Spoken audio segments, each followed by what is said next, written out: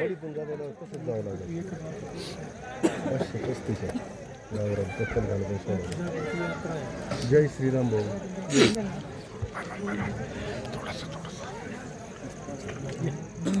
Deepak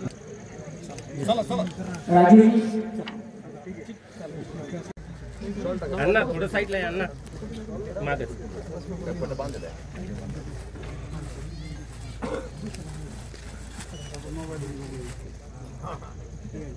mobile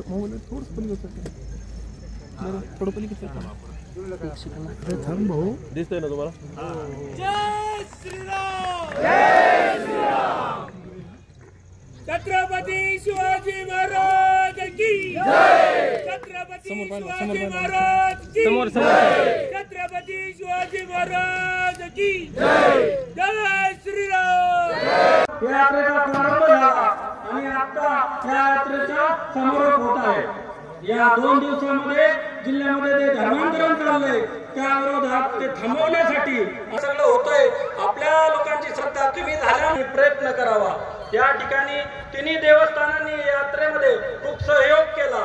तिन्ही देवस्थानांना ट्रस्टींना माझी विनंती आहे, ज्या ज्या वेळेस घरबक्षीची गरज पडेल, ज्या ज्या वेळेस धर्मांतरित झालेल्या लोकांना परत आव्हान घरी घेण्यासाठी परत घेण्यासाठी आपण आव्हान करतोय, तर त्यांच्या पाठीमागे ताकदीने या तिन्ही ट्रस्टनी उभे राहावं. या निमित्ताने मी तिन्ही ट्रस्टींना विनंती करतो, त्यांनी या सगळ्या जिल्ह्यांमध्ये नगर जिल्ह्यात जे धर्मांतरण आहे ते समूळ जर उच्चाटन करायचं असेल तर तिन्ही ट्रस्ट पाठीमागे जर खंबीरपणे उभे राहिले तर हे धर्मांतरण थांबवता येईल. प्रस्तोक्याच्या निमित्ताने एवढंच. सोयी दिल्या भारताला, जरी दुःखिता सुख देई तुझ्याला. नमस्कार माझा अहिल्या सतीला. ही भूमी ही अशी पावन पवित्र भूमी, पर काही जण म्हणतात कि हमने 800 साल से यहाँ पे हुकूमत की है. ते म्हणतात अहिल्यानगरच आहे आणि ही भूमी ही नाथांची भूमी आहे. ही भूमी जी पावन पवित्र भूमी की ज्या ठिकाणी साधू संतांचा नाथांचा वास्तव्य झालेलं आहे. इसवी सन 711 साली मोहम्मद बिन कासिमने भारतावरती आक्रमण केलं. सेनापतीला हिंदुस्थानवरती चाल करून पाठवलेलं आहे. पहिली 15 लढाया अशा झाल्या की सेनापतींसहित सर्व जिहाद पराभूत केली. उस्मान नावाचा खलीफा त्यानंतर इतका खचला की त्यांनी फतवा जारी केला की हिंदुस्थानवर कोणीही आक्रमण करायचं नाही. फार पराक्रमी लोक इतकी आहेत आणि सेनापतींसहित सर्व सेना ही कापून काढतायत. त्यानंतर 711 साली आला मोहम्मद बिन कासिम. त्यांनी सिंधच्या राजा ताहिरला ठार मारलं. अतिशय सुंदर असणाऱ्या लावण्य खडी असलेल्या त्याच्या 2 मुली, एकीचं नाव सूर्यमला देवी, दुसरीचं नाव परिमला देवी, या दोघींना त्यांनी बंदिस्त केलं, अत्याचार केले. आणि त्यावेळेला राजा दाहिरचा मुलगा जय जय श्रीराम. सनातन हिंदू धर्म की, गो माता की, सच्चिदानंद मच्छिंद्रनाथ महाराज की, सच्चिदानंद गोरक्षनाथ महाराज की, सच्चिदानंद कानिपनाथ महाराज की. गुरु ब्रह्मा गुरु विष्णु गुरु देव महेश्वरा गुरु साक्षात परब्रह्म तस्मै श्री गुरुवे नमः. गंगा विशुद्धं नितपाद स्पर्शं सर्ववेष्टितं चुंबितं पुण्यस्थानं शराले सिदंतं समाधि समृतिं नमामि गंगागिरि योगिराजं.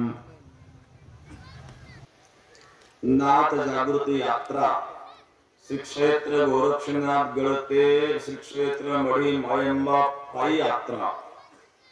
चलो मच्छिंद्र गोरख आया, चलो मच्छिंद्र गोरख आया. या गजरामध्ये आज या ठिकाणी कालच ही यात्रा पोहोचलेली आहे. आज सांगता आहे. याकरिता उपस्थित श्री मिलनजी वायकर प्रांत सह संयोजक धर्म जागरण, सोमनाथजी झाडे नाशिक विभाग धर्म जागरण, मणिजी वर्मा गो सेवा आयोग महाराष्ट्र शासन, राजूजी पुलेया धर्म जागरण प्रांत प्रमुख, महंत अनंतनाथजी उघड पीर, योगी शमशेरनाथ जी, योगी सेवकनाथ जी, गोरक्षनाथ देवस्थान ट्रस्ट, कानिपनाथ देवस्थान ट्रस्ट मढी आणि मच्छिंद्रनाथ देवस्थान ट्रस्ट मायंबा, उपस्थित सर्व युवक, सर्व धर्मप्रेमी, सर्वांना या ठिकाणी धन्यवाद आहे। नाथ परंपरा अतिशय दिव्य अशी परंपरा आहे। वारकरी संप्रदायाचा उगम हा नाथ परंपरेतून झालेला आहे। ज्ञानोबा वर्णन करतात, आदिनाथ गुरु सकळ सिद्धांचा मच्छिंद्र तयाचा मुख्य शिष्य, मच्छिंद्राने बोध गोरक्षासी केला, गोरक्षवला गहिनी प्रति गहिनी प्रसादे निवृत्ती दातार ज्ञान देवा सार चोज दिले। ज्ञानेश्वरी ग्रंथामध्ये सुद्धा मौली वर्णन करतात, ना आदि गुरु शंकरा लागोन शिष्य परंपरा, बोधाचा हा संसरा झाला ते आमोते। आदि गुरु शंकरापासून ही शिष्य परंपरा चालत आलेली आहे। चिरसिंधू परिसरी शक्तीच्या कर्णकोहरी नेवते त्रिपुरारी सांगितले जे, क्षीरसागराच्या तीराला भगवान शिवाने पार्वतीच्या कानामध्ये जो उपदेश केला, तो भगवान विष्णूने मत्स्याच्या उदरामध्ये ग्रहण केला आणि तेच मच्छिंद्रनाथ झाले। आणि म्हणून क्षीरसिंधू परिसरी शक्तीच्या कर्णकोहरी नेणोके त्रिपुरारी सांगितले जे, त्या क्षीर कल्लोळा आतून मकरोदरी गुप्तो, त्या क्षीर कल्लोळाच्या मध्ये मकर म्हणजे मासा, माशाच्या उदरामध्ये प्रविष्ट होऊन ज्यांनी या तत्वज्ञानाचा उपदेश ग्रहण केला ते मच्छिंद्रनाथ। श्रीमद भागवताच्या पंचम स्कंदामध्ये ऋषभदेवांच्या 100 पुत्रांचं वर्णन आहे। त्यापैकी जे नवयोगेश्वर होते, कवी, हरी, अंतरिक्ष, पिपलायन, कर, भाजन इत्यादी हे ऋषभपुत्र होते आणि जनकाला त्यांनी उपदेश केला होता। अतिशय सिद्ध असणारे हे ऋषभपुत्र कलियुगामध्ये नवनाथांच्या रूपामध्ये प्रगट झाले। त्या नाथांवर श्रद्धा आपल्या महाराष्ट्राची सर्वांची आहे। वारकरी संप्रदायाची देखील श्रद्धा आहे, कारण वारकरी संप्रदायाचा उद्गमच नाथ परंपरेतून झालेला आहे। आणि अशा प्रकारे जी आपली सर्व देवस्थान आहे, आपण इतिहास ऐकला, इस्लामचा इतिहास ऐकला, कशा कशा प्रकारची आक्रमण आपल्या हिंदू धर्मीयांवर झाली। आपण पराक्रमी होतो पण बऱ्याच वेळा धोका दिला गेला आणि धोक्यामुळं आक्रमण घडले, धोक्यामुळं आपण पकडल्या गेलो आणि मग त्याकरता एकता जीवनामध्ये महत्वाची असते। हे खूप मागच्या इतिहासामध्ये जाणार नाही, मागचा इतिहास आपण सर्वांनी ऐकला। सध्या जी चालू परिस्थिती आहे त्या चालू परिस्थितीवर मला बोलायचं आहे की आज जे आपल्या धर्मावर आक्रमण चालू आहे, आपण कुठल्या धर्माच्या विरोधात नाही आहे, कोणाचे समर्थक नाही, कोणाचे विरोधक नाही, पण अन्याय सुद्धा सहन करून घेणारे नाही।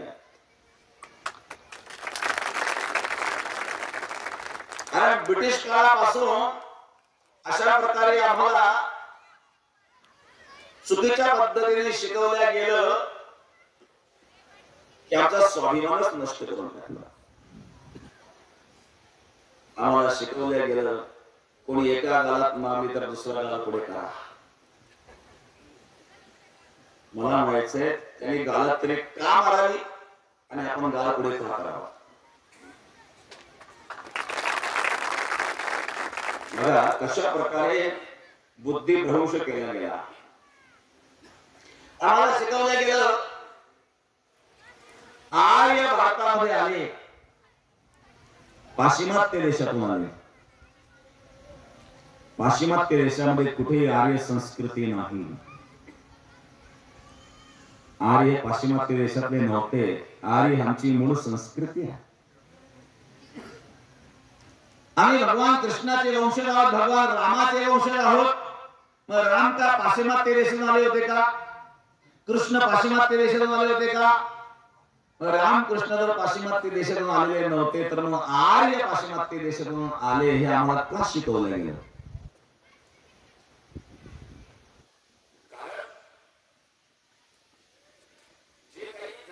वनात राहणारे जे काही वनवासी आहेत त्यांना हे सांगितलं गेलं की आर्य बाहेरचे आहेत, तुम्ही स्थानिक आहात, म्हणून त्यांना आदिवासी शब्द वापरला. आदी म्हणजे तुम्ही आधीचे आहात आणि नंतर यांनी तुमच्यावर आक्रमण केलेलं आहे. समाज तोडण्याची ही एक पद्धती आहे. आपल्या पुराणामध्ये उल्लेख आहे, श्रीमद भागवताच्या पंचम स्कंदामध्ये ऋषभपुत्र भरत हा सार्वभौम राजा होता आणि या भरत राजापासून आमच्या देशाचं नाव भारत हे पडलेलं आहे. आम्हाला काय शिकवलं गेलं? पाश्चिमात्य देशातून आर्य आले, त्यांच्यामध्ये भरत नावाची टोळी होती, त्यातून भारत देश नाव पडलं. असा कुठला इतिहास आपल्याला पाहायला मिळत नाही. भरत राजा होता. जळ भरताची कथा आपल्याला सर्वांना माहित आहे. जो ऋषभपुत्र होता त्याचं संपूर्ण विश्वावर राज्य होतं. भरताच्या राज्याबद्दल वर्णन आहे. 18 वनस्पती फुले फुले उडती, 22 पोखरणी नदी गंगा वाहती, जयाधरी कुलस्त्रिया राज्य राणी व संपत्ती, हे सुख सांडून कासया योग सेविती. सर्व राज्याचा त्याग करून ज्यांनी वनवास स्वीकारला, राज्याकरता सत्तेकरता लोक काही करायला तयार होतात.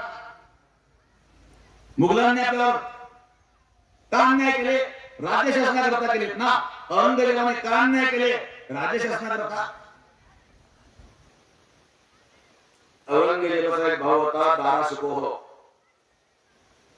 या दारा शिकोहबद्दल कोणी बोलत नाही, पण मी त्या दारा शिकोहचा सन्मान करतो.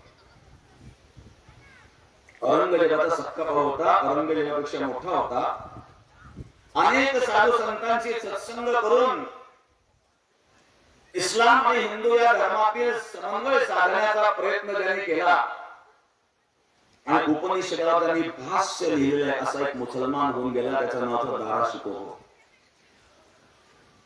जो औरंगजेबाचा सक्का भाऊ होता. औरंगजेबाने स्वतःच्या बापाला जेलमध्ये टाकलं, कैदीत टाकलं आणि स्वतःच्या भावाचं शिर कापलं.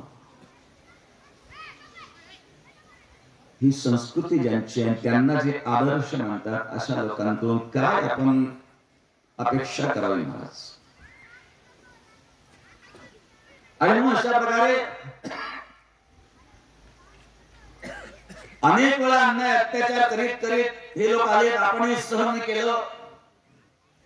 सहन करणं हा सर्वात मोठा दोष आहे. गीतेमध्ये भगवान सांगतात, अर्जुन उठ, तस्मादुत्तिष्ठ कौन्तेय युद्धाय कृत निश्चयः, सेनयोर्भयमध्ये रथं स्थापयन्च्युत यावदेतां निरीक्षेऽहं योद्धुकामानवस्यताम्. दोन्ही सैन्याच्या मध्ये माझा रथ नेऊन उभा करा. भीष्माचार्य, द्रोणाचार्य, कृपाचार्य पाहिल्याच्या नंतर अर्जुन म्हणला मी युद्ध करणार नाही. भगवंताने सांगितले उठ, समोर कोणी पाहू नको, त्या अन्यायाच्या बाजूने आहे. हा लढा न्याय आणि अन्यायाचा आहे. अन्यायाची लढा देताना अन्याय करणारा कोणी असू द्या, स्वतःचा बाप असू द्या, स्वतःचा गुरु असू द्या, स्वतःचा आजोबा असू द्या. दुसऱ्या मार्ग वर्णन करतात, तेजो पिता प्रल्हाद विभीषण बंधू भरताने हे काही, प्रल्हादाने बापाचा त्याग केला, भरताने आईचा त्याग केला. त्याचप्रमाणे विभीषणाने भावाचा त्याग केला. कितीही जवळचे असले पण ते अन्यायाच्या बाजूने लढत असतील तरी आपले नाही, आपण त्याला आपले कधीही समजून नये. अशाच प्रकारे आपण आपले म्हणलो आणि ते आपल्याने धोके दिले आणि त्याचे परिणाम समोर आले. आपल्या सहिष्णुतेचा गैरफायदा घेतला गेला. सहिष्णू असावं, परंतु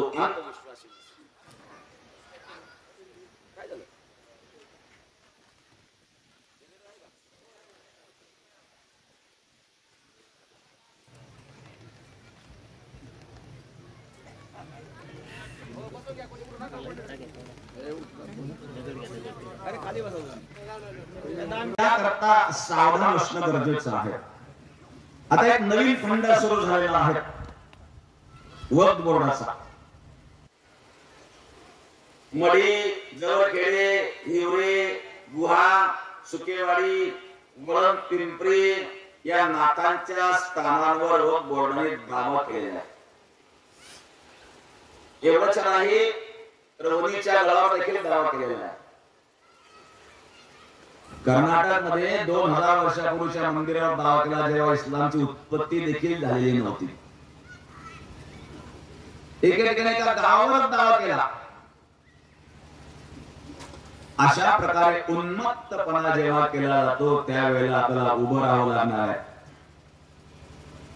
सरकारला सुद्धा हा वक्फ बोर्ड कायदा रद्द करावा लागेल. एकीकडे म्हणतात की देश सेक्युलर आहे, मग एका विशिष्ट धर्माकरता वेगळा कायदा करणे याला सेक्युलर म्हणावं का? का वेगळा कायदा त्या धर्माकरता केला जातो? एकीकडे म्हणतात देश धर्मनिरपेक्ष आहे. हा देश धर्मनिरपेक्ष नाही, धर्मसापेक्ष आहे. तर प्रत्येकाला आपल्या धर्माचं पालन करण्याचा अधिकार आहे. आपण आपल्या धर्माचं पालन करावं आणि इतर धर्माचा आदर करावा, याला धर्मसापेक्ष म्हणून, निरपेक्ष नाही. आपण दुसऱ्या धर्माचा आदर करतो, पण दुसरे जर आपला आदर करीत नसतील तर अशा वेळेला आपण उठून उभं राहणं आणि सज्ज होणं गरजेचं आहे. अनेक ठिकाणी अशा गोष्टी घडलेल्या आहेत. नेवाशामध्ये एकदा काही मुलं माझ्याकडे आले होते. तिथं नारद मंदिर आहे. त्या नारद मंदिरामध्येच तिथं एक दर्गा तयार केला मंदिराच्या आतमध्ये. काही मुलं आमच्याकडे आले. मी त्यांना विचारलं बाबा रेकॉर्ड करा. मंदिराचे रेकॉर्ड आपल्या कोणाला कधी अतिक्रमण करायचं नाही, अत्याचार करायचं नाही. त्यांच्या दर्गाची जर ती जागा असेल तर आपण त्या ठिकाणी देऊन टाकू त्यांना. पण ते जर नारद मंदिर असेल तर सोडायचं काही कारण नाही. जेव्हा रेकॉर्ड काढलं गेलं तर ते रेकॉर्ड नारद मंदिराचं निघालं. आणि ज्या काही तरुण त्या ठिकाणी गेले पण त्या तरुणांना खूप त्रास झाला. कारण बऱ्याच वेळा काही राजकीय वर्धस्त या लोकांच्या पाठीमागे असतो. आणि अशा अन्य अत्याचार करणाऱ्या लोकांना जर एखादा राजकीय वर्धस्त असेल, कोणी एखादा राजकीय व्यक्ती सहकार्य करीत असेल तर अशा राजकीय व्यक्तीला सुद्धा उठून फेकण्याची तयारी आपल्यामध्ये असते. आपण हे सांगतोय कोणाला कधी अन्याय करू नका, पण सहन का करावं? त्यानंतर शेवटी रेकॉर्ड काढल्याच्या नंतर जेव्हा तो दर्गा तोडला गेला तिथं काही नव्हतं, फक्त ताबा करण्याकरता हे केलेलं होतं. अशी बरेच जागा आहेत जिथे काही नाही खाली. एक तर इस्लाम धर्मामध्ये दर्ग्याचं पूजन करणं हे हराम आहे. सौदी अरब मध्ये एकही दर्गा नाही. आणि दर्ग्याचं जर तुम्ही पूजन करीत असाल त्याला मुश्रिक म्हटलं जातं. जो दर्ग्याचं पूजन करतो तो काफिर आहे, कारण ती मूर्ती पूजाच आहे. आम्ही उभ्या मूर्तीची पूजा करतो, तुम्ही आडव्या मूर्तीची पूजा करताय. बरं काय झालं? तो मूर्ती पूजा आहे. मग त्याला धर्माच्या बाहेर टाका ना दर्ग्याचे पूजन करायला. एकीकडं कुठेही पक्की कबर बांधण्याकरता इस्लाम मध्ये आदेश नाही. असेल तर एखाद्या मौलाने सप्रमाण, नुसतं बरोबर बोलू नये, सप्रमाण कुराण हदीस नुसार सांगावं की महाराज तुम्ही बोलताय ते खोटं आहे. अशा प्रकारे कुराणामध्ये हा उल्लेख आहे आणि या ठिकाणी दर्ग्याला महत्व दिलेलं आहे. असं कुठेही पाहायला मिळत नाही. मग हे का केलं जातं? तर हे फक्त ताबा मिळवण्याकरता केलं जातं. आपल्या जिल्ह्यामध्ये राहता तालुक्यामध्ये एक काकडे म्हणून गाव आहे. या काकडेच्या शिवारामध्ये विमानतळ, शिर्डी विमानतळ.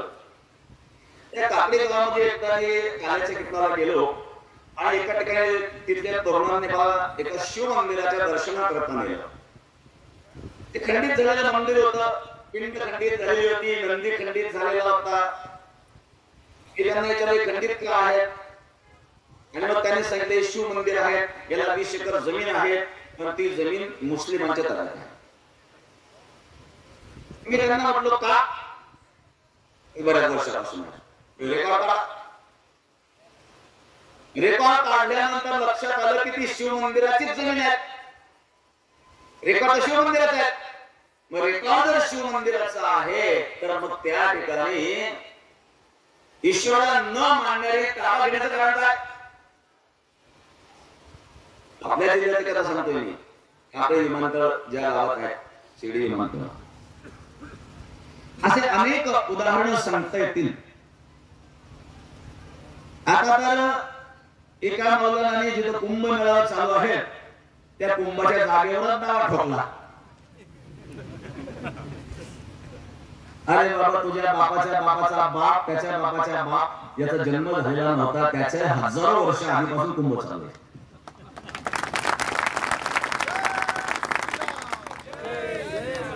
कुठं काय वाटत? याला म्हणा मूर्खपणाचा कळस. आता असं तरी होत असेल, आपल्या कुठल्या धर्माला विरोध करायचा नाही, परंतु अन्याय मुळीच सहन करून घ्यायचा नाही. या अहिल्यानगर परिसरामध्ये धर्मांतराचे खूप मोठे मोठे क्षेत्रांचं चालू आहे.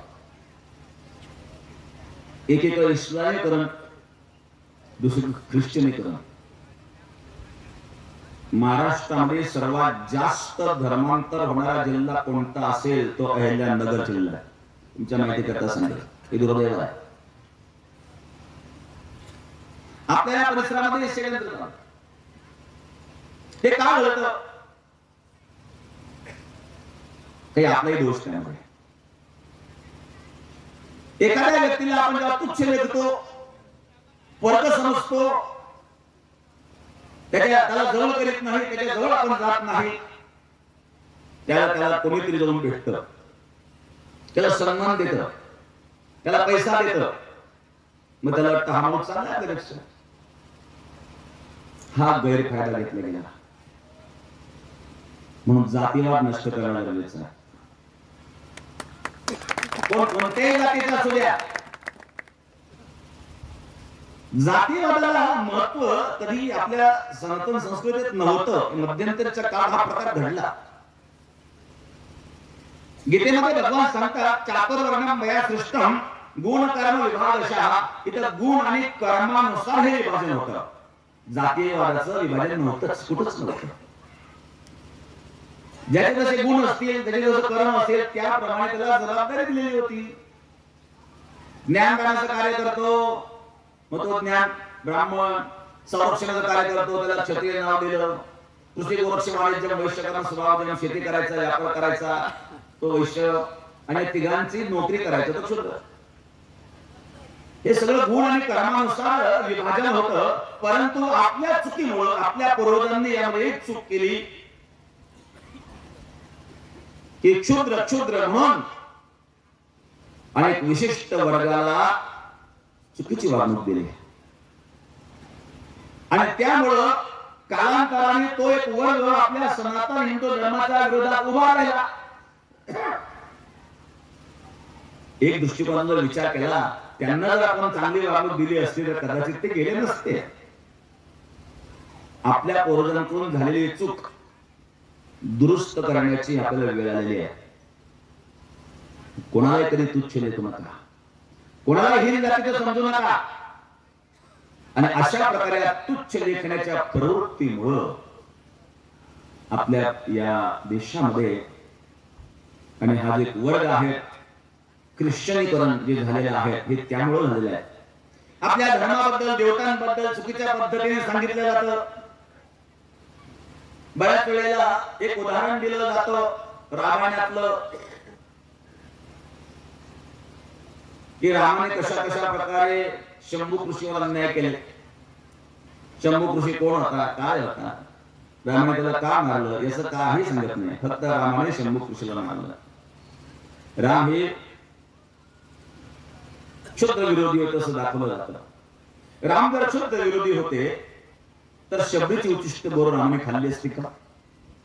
राम जर क्षुद्र विरोधी होते तर निशालराज गोप याच्या घरी राम गेले असते का?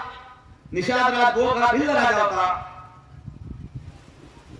शबरी सुद्धा भिल्ल समाजाची होती. शबरी की बेर सुदामची की चावल रुची रुची बरोबर आहे. शबरीची उचिष्ट बरोबर रामाने खाल्ली. राम कसे क्षुद्र विरोधी असतील. आपण राम राजाची अपेक्षा का करतो? अशा प्रकारे चुकीच्या काही गोष्टी सांगितल्या जातात, ते विचार अज्ञानी असतात आणि त्यांना पटवल्या जातं.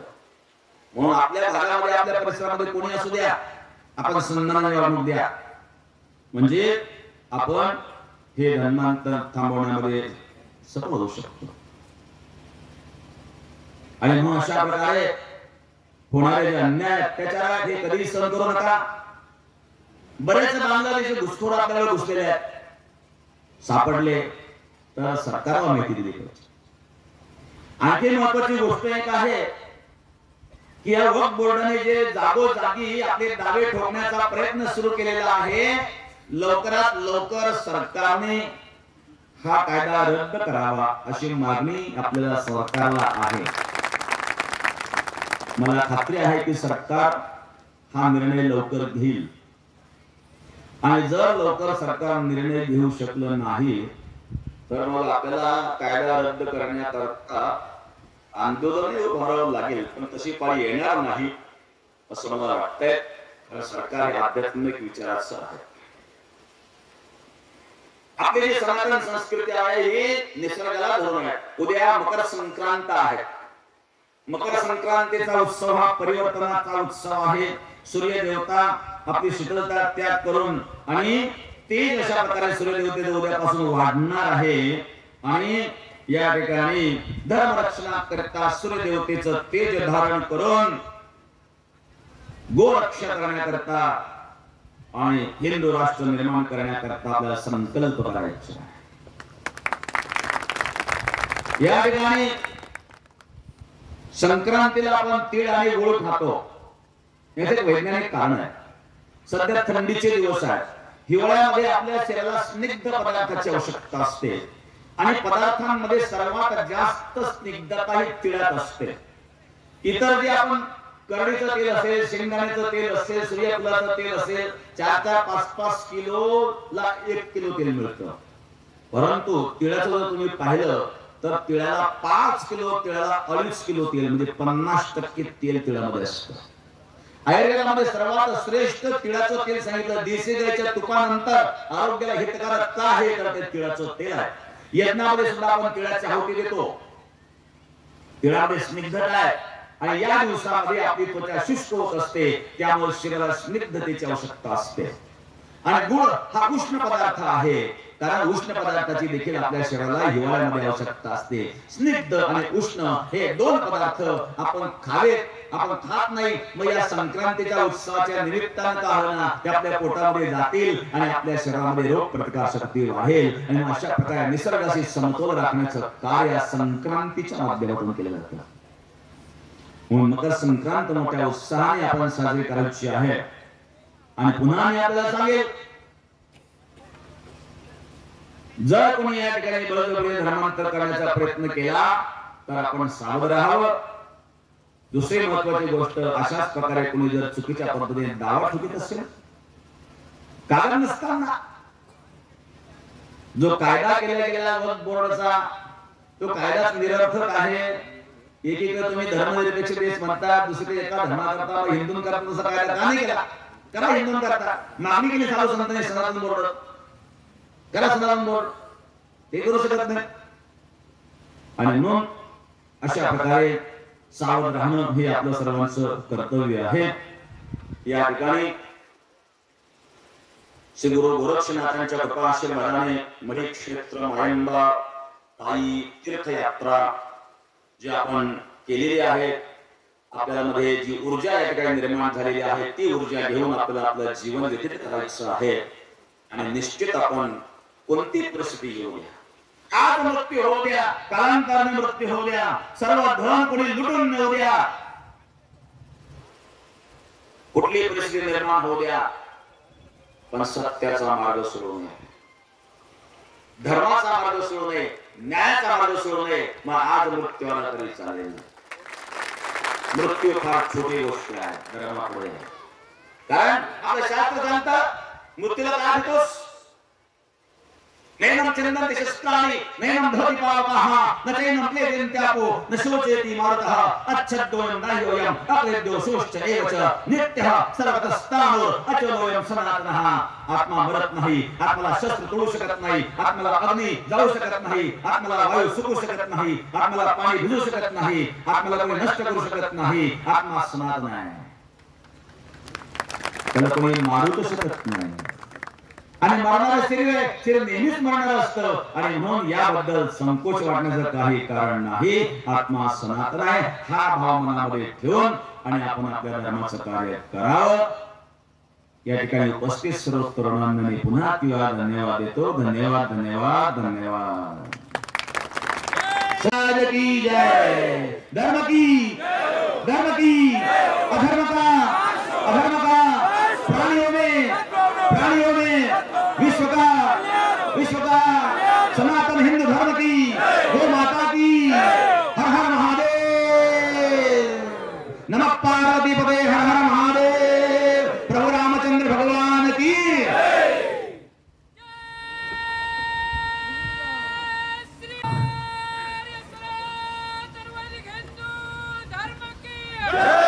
सनातन हिंदू धर्म की. आज या नाथ जागृती यात्रेच्या निमित्तानं गेल्या 2 दिवसापासून गोरक्षनाथ गडावर सुरू झालेली ही नाथ जागृती यात्रा मढी मार्गे आज या मच्छिंद्रनाथ देवस्थानावर आलेली आहे. मौज मजा मस्ती मध्ये रमते मन, निसर्गात नंदनवन साई बन. मौज मजा मस्ती मध्ये रमते मन, निसर्गात नंदनवन साई बन. सुटीचा आनंद लुटू झाडी हिरवीगार, प्राणी पक्षी कारंजे धबधब्याची धार. ला ला ला ला ला ला ला ला ला ला ला ला ला. विरंगुळा विसाव्याचे वेचू क्षण, मौज मजा मस्ती मध्ये रमते मन. निसर्गात नंदनवन साई बन. टेन्शन पासून राहू दूर, आनंद घेऊ पुरेपूर. हुरडा पार्टी वनभोजन या वैशिष्ट्यांसह अल्पावधीत लोकप्रिय झालेलं पर्यटन स्थळ साईबन.